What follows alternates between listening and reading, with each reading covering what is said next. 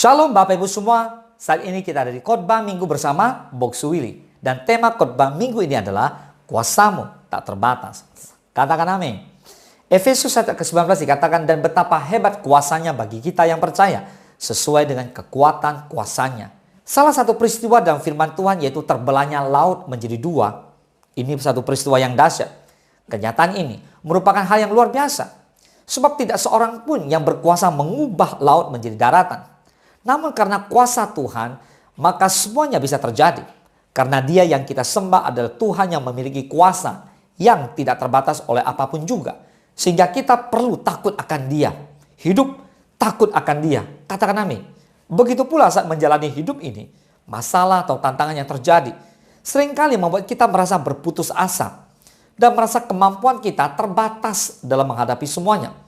Sehingga kita tidak mampu untuk menyelesaikan permasalahan yang terjadi. Akan tetapi, di saat kita berputus asa menghadapi masalah yang terjadi, ingatlah, Tuhan Yesus memiliki kuasa yang jauh lebih besar dari semuanya. Karena kuasanya tidak terbatas. Kuasa Tuhan sangat dahsyat, saudara. Bahkan lebih besar dari apapun juga. Tuhan mampu melakukan di luar jangkauan pikiran kita. Apa yang terlihat sulit bagi kita, Tuhan sanggup untuk menyelesaikannya. Oleh karenanya, kita patut untuk mengandalkan Dia saja. Sebab bersamanya, kita akan sanggup melakukan perkara yang besar. Katakan amin. Selain itu, percayalah bahwa kuasa Tuhan tidak pernah berubah hari ini, besok, maupun selama-lamanya. Karena hanya Yesus yang patut diandalkan senantiasa. Ketika dahulu Yesus pernah menolong, maka percayalah, saat ini pun Ia bisa menolong kita. Jangan pernah meragukan akan pertolongan dan kuasa Tuhan. Nah, untuk dapat menikmati kuasa Tuhan, hal yang pertama yaitu percaya. Dan yang kedua, jangan pernah bimbang. Sebab mereka yang bimbang akan sulit untuk melihat serta menikmati mujizat Tuhan. Jadi seberat apapun persoalan yang terjadi, jangan cepat menyerah. Kita harus memiliki keyakinan dan percaya penuh kepada kuasanya. Segala yang kita perlukan dibutuhkan iman dan keyakinan yang kuat agar dapat melihat kemuliaan Tuhan yang dinyatakan. So, apapun yang kita alami saat ini, mungkin itu permasalahan maupun sakit penyakit, jangan menjadi gentar dan kecewa. Juga jangan mudah menyerah. Tetaplah maju karena kita memiliki Tuhan yang kuasanya tidak terbatas dan sanggup melakukan segala perkara. Dan Tuhan pun akan memberikan pertolongannya bagi kita tepat pada waktunya. Percaya saja dan melakukan bagian kita, sebab Dia hidup, kita akan mengalami kemenangan demi kemenangan. Maka itulah, kita harus percaya bahwa kuasa Tuhan tidak pernah berubah hari ini, besok, dan selama-lamanya. Amin. Yohanes 3 ke 34 dikatakan, sebab siapa yang diutus Allah, dialah yang menyampaikan firman Allah. Karena Allah mengaruniakan rohnya dengan tidak terbatas. Sudah terlalu lama, manusia membatasi Allah dengan segala macam pikiran sia-sia. Tetapi Allah ingin menunjukkan tentang ketidakterbatasan kuasanya melalui putranya yang tunggal, Tuhan kita Yesus Kristus. Hidup Tuhan Yesus merupakan gambaran kesempurnaan tentang seorang anak manusia yang hidup di antara manusia tetapi tanpa batas-batas. Kesempurnaan ini adalah karena Allah mengaruniakan rohnya tanpa batas kepada putranya itu. Nah, tertulis di Yohanes 3 ke 35, Bapa mengasihi anak dan telah menyerahkan segala sesuatu kepadanya. Allah selalu menghendaki anak-anaknya juga hidup dalam kesempurnaan. Dia ingin umatnya selalu membuka mata rohaninya dengan baik. Karena umat yang selalu tersandung, terjatuh, dan beraba-raba ketika berjalan dalam kegelapan dunia ini tidaklah dapat memuliakan Allah. Pemazmur menuliskan begini di Mazmur 119 ayat ke-105. Firman Allah berkata, firman-Mu itu adalah pelita bagi kakiku dan terang bagi jalanku. Nah, kalau kita menjadikan firman Allah sebagai pelita dan terang bagi jalan kita, kita tak akan tersandung menghadapi gelapnya situasi dunia ini. Bahkan Wahyu 3 ke 18 dikatakan, maka aku menasihatkan engkau supaya engkau membeli daripada aku emas yang telah dimurnikan dalam api, agar engkau menjadi kaya, dan juga pakaian putih supaya engkau memakainya agar jangan kelihatan ketelanjanganmu yang memalukan, dan lagi minyak untuk melumas matamu supaya engkau dapat melihat. Boleh katakan amin? Amin. Itulah sebabnya Tuhan memerintahkan jemaat di Laodikia untuk melumas mata mereka dengan minyak agar mereka dapat melihat. Minyak adalah lambang Roh Kudus yang berkuasa, yang membersihkan semua kotoran yang menghalangi pandangan mata rohani manusia. Agar orang-orang pilihannya memiliki visi yang jelas, tak terbatas. Sehingga siapapun musuhnya tak dapat memperdaya. Nah, ada contoh tentang Nabi Elisa. ketika Raja Aram hendak berperang melawan bangsa Israel. Kita lihat setiap rencana Raja Aram selalu diketahui oleh Elisa, sekalipun pembicaraan itu dilakukan di dalam kamar. Akibatnya, Raja Aram menjadi sangat marah sehingga ia menyuruh pasukan besar lengkap dengan kuda dan keretanya mengepung Elisa. Itu sangat mengejutkan bujang Elisa dan ia menjadi sangat takut. Tetapi Elisa mempunyai mata rohani yang tajam yang sanggup menembus penglihatan yang tidak dapat dilihat oleh bujangnya. Elisa berkata, "Jangan takut, sebab lebih banyak yang menyertai kita daripada yang menyertai mereka." 2 Raja-Raja 6 ayat 16. Elisa melihat ada sepasukan besar malaikat dengan kereta berapi yang siap menolong dan berperang bagi Elisa. Nah saudara, dengan mata rohani kita dapat melihat kuasa Tuhan yang tak terbatas itu. Boleh katakan amin? Sebagai orang percaya, kita patut bersyukur karena kita memiliki Tuhan yang hidup. Tuhan yang tak terbatas kuasanya dan maha sanggup di dalam nama Tuhan Yesus Kristus. Karena kuasanya yang tak terbatas, tidak ada mustahil bagi dia. Sebesar apapun persoalan atau masalah yang kita hadapi, Tuhan sanggup menolong kita. Nah di Markus 9 ayat ke-23, jawab Yesus, "Katamu jika engkau dapat, tidak ada mustahil bagi orang percaya." Nah ayat firman Tuhan ini menyatakan bahwa ada seorang anak yang kerasukan roh hingga dia menjadi bisu. Dan setiap kali roh itu menyerang dia, roh itu membantingkannya ke tanah. Lalu mulutnya berbusa, giginya berkertakan, dan tubuhnya menjadi kejang. Lalu anak ini dibawa kepada Tuhan Yesus. Nah lihat di Markus 9 ke 24, jawab Yesus, "Katamu jika engkau dapat." Tidak ada mustahil bagi orang yang percaya. Segera ayah anak itu berteriak, "Aku percaya, tolonglah aku yang tidak percaya ini." Dan mujizat pun terjadilah. Markus 9 ke 26 dan 27 dikatakan, lalu keluarlah roh itu sampai berteriak dan menggoncang-goncang anak itu dengan hebatnya. Anak itu kelihatannya seperti orang mati, sehingga banyak orang yang berkata, "Ia sudah mati." Tetapi Yesus memegang tangan anak itu dan membangunkannya, lalu ia bangkit sendiri. Luar biasa, boleh katakan amin? Nah seringkali kita bertanya dalam hati, mungkinkah mujizat terjadi dalam hidupku? Sanggupkah Tuhan menyembuhkan sakitku? Bukankah hal ini menunjukkan bahwa kita belum mengenal siapa Tuhan kita? Betapa besar dan hebat kuasanya. Ingat, kuasa Tuhan tidak pernah berubah.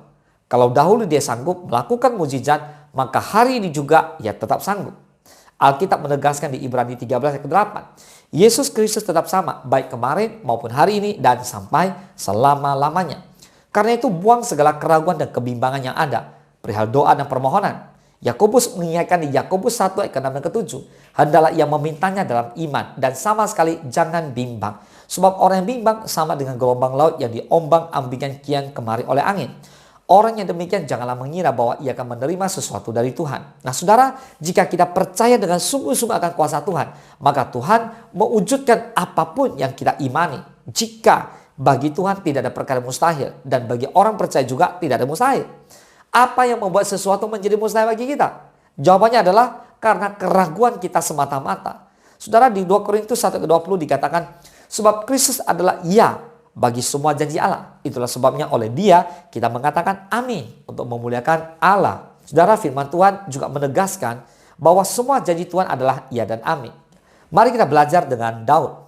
Daud adalah seorang yang memiliki banyak pengalaman pribadi bersama Tuhan dan telah mengecap kebaikannya. Dan tercatat bahwa janji Tuhan adalah janji yang murni, bagaikan perak yang teruji 7 kali dimurnikan dalam dapur peleburan di tanah. Tertulis di Mazmur 12 ayat ke-7. Karena itu, mari kita jalani hari ini dengan penuh iman. Yakinlah bahwa Tuhan sanggup melakukan segala perkara, segala sesuatu, dan tidak ada rencananya yang gagal. Percayalah kuasa Tuhan tak terbatas. Jika kita terus ragu akan kuasa Tuhan, maka mustahil kita akan mengalami penggenapan janji Tuhan. Saudara, jangan mau diprovokasi oleh iblis yang tiada henti-hentinya membisikkan hal-hal negatif ke telinga orang percaya supaya takut, jadi cemas, dan pada akhirnya jadi khawatir. Kita lihat, Tuhan selalu punya cara untuk menolong kita. Ia dapat menggunakan cara-cara yang sederhana untuk menyelesaikan masalah-masalah besar. Lihat bangsa Israel dipelihara oleh Tuhan secara ajaib selama 40 tahun di padang gurun. Tembok Yeriko yang terkena sangat kuat akhirnya runtuh ketika bangsa Israel mengelilinginya sebanyak 7 kali dengan disertai tiupan sangkakala. Goliat, si raksasa Filistin, tewas di tangan Daud hanya dengan ketapel dan batu. Elia dipelihara Tuhan di tepi sungai Kerit melalui burung gagak. Tuhan Yesus hanya dengan 5 roti dan 2 ikan sanggup memberikan makan 5.000 orang. Pertanyaannya, adakah sesuatu yang terlalu besar untuk dilakukan Tuhan? Jawabannya jelas tidak ada. Karena Ia Tuhan yang kuasanya tak terbatas. Katakan amin.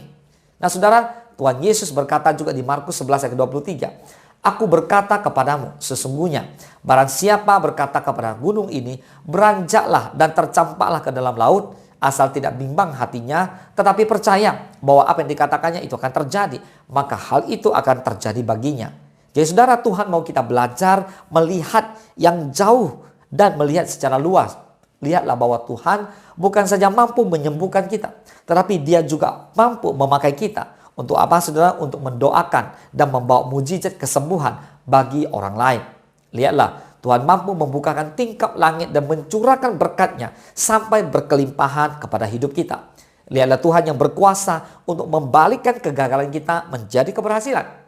Mari buang segala keraguan yang menghalangi kita untuk meraih apa yang telah Tuhan sediakan yang menjadi milik kita. Ingatlah senantiasa bahwa kita boleh terbatas, tetapi kita punya Tuhan yang kuasanya tidak terbatas. Katakan amin. Memang tidak ada gunung persoalan yang tak dapat terselesaikan di dalam Tuhan. Di masa-masa sekarang ini banyak sekali kesukaran terjadi, tetapi kita pasti akan mampu melewatinya. Sebab ada Tuhan Yesus yang menjadi jaminan hidup kita, di mana pertolongannya tidak pernah terlambat. Ingat, jangan membatasi Tuhan hanya karena kita terbatas. Percayalah, kuasa Tuhan tak terbatas. Katakan amin. Mari kita bersatu dalam doa. Bapa di dalam surga, terima kasih buat firman Tuhan hari ini. Kami belajar untuk percaya kuasa Tuhan tak terbatas. Kuasa-Mu dahsyat ya Tuhan. Bapa, kami manusia boleh lemah, kami boleh terbatas, tapi Tuhan tak terbatas. Ajar kami untuk percaya, beriman kepada Tuhan, untuk percaya dalam segenap hati kami, untuk melakukan kebenaran firman-Mu. Tuhan, kami menyerahkan seluruh hidup kami pada Bapa di surga. Kami tahu Engkau yang mengendalikan segala sesuatunya. Hidup kami adalah hidup karena percaya, karena iman. Oleh sebab itu, Allah bersama dengan kami, Allah menyertai kami, Immanuel. Kami percaya kami adalah orang-orang yang menang, bahkan lebih dari para pemenang. Terima kasih Tuhan. Hari ini adalah hari di mana kami boleh merayakan Natal bersama-sama. Kami berdoa biarlah Yesus yang boleh memberkati setiap kami lewat Natal. Yaitu Yesus lahir ke dalam dunia untuk kami. Kami mau merasakan Yesus bahwa setiap hari adalah Natal. Setiap hari ada Yesus bersama dengan kami. Setiap hari ada kebangkitan, ada kemenangan. Kami bersyukur Tuhan, Engkau Allah yang sungguh baik kepada kami. Terima kasih Bapa, terpujilah nama Tuhan. Hanya di dalam nama Tuhan Yesus kami berdoa dan kami mengucap syukur. Haleluya. Mari bersama-sama kita katakan amin. Selamat hari Minggu dan selamat hari Natal. Tuhan Yesus memberkati Bapak Ibu semua berlimpah, limpah, limpah. Amin.